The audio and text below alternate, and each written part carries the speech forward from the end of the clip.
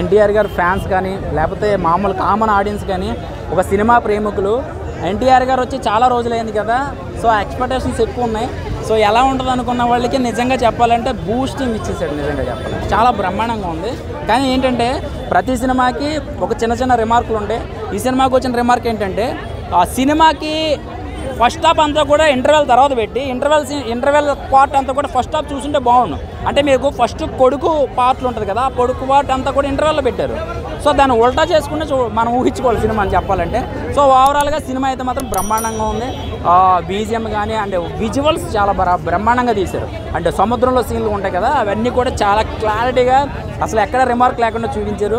ఇంకా fight scene కానీ heroine కానీ ఇంకా అవన్నీ కూడా చాలా కష్టపడ్డారు. ఎందుకంటే హీరోయిన్ ఏదో ఒక 15 నిమిషాలు ఉంటుంది, ఆ సాంగ్ ఒకటిని తన డైలాగ్ వర్షన్స్ ఒక 10 నిమిషాలు ఉంటుంది అంతే. సినిమా మొత్తం కనపడలేదు.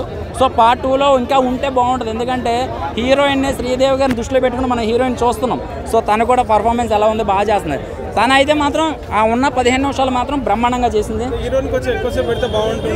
అంతే అంతే అంతే అంతే అంటే ఏంటంటే మనకి పార్ట్ 2లో ఇంకా ఈ ఫ్రెండ్ క్యారెక్టర్ ఉంది కదా, సో ఇందులో విలన్గా చూపించారు. సో పార్ట్ 2లో ఇంకా ఎలాగా మలుపు తిప్పబోతున్నారు అనేది మనం వెయిట్ చేయాలి. తర్వాత సెకండ్ హాఫ్ కొంచెం తగ్గినట్టు అనిపించింది. మ్యూజిక్ ఎలా ర్యామ్ పాడిచ్చాడు అన్న మ్యూజిక్. ఓవరాల్ సినిమా గుడ్ అన్న. ఆ సినిమా అది ఫస్ట్ హాఫ్ చూస్తే మీరు అడగరన్న, అది పీక్స్ వదిలాడు. ఆ పీక్ చూసిన తర్వాత సెకండ్ హాఫ్ కొంచెం తగ్గినట్టు అనిపించింది న్యాచురల్గా. దేవరా ర్యాంపేజ్ ఫస్ట్ హాఫ్ అయితే. సెకండ్ హాఫ్ మరి చూడాలి సెకండ్ పార్ట్ ఎలా తీస్తాడో మరి. నెగిటివ్ అంటే సెకండ్ హాఫ్ అన్నాను. ఫస్ట్ హాఫ్ ఎలా తీసుకెళ్ళాడో ఫస్ట్ హాఫ్ని చూసిన దానికి సెకండ్ హాఫ్ ఖచ్చితంగా డౌన్ అవుతుంది. మరి చూడాలి, మరి చెప్పలేము. 3 సంవత్సరాల టైం అంటే మాకు బాగా తీసిన సీన్ అంటే all hell sequence, teaser glimpse sequence. Ramp ఆడిచ్చాడు. Anirudh music A class. Ayudha Puja అంత ఓకే అన్న.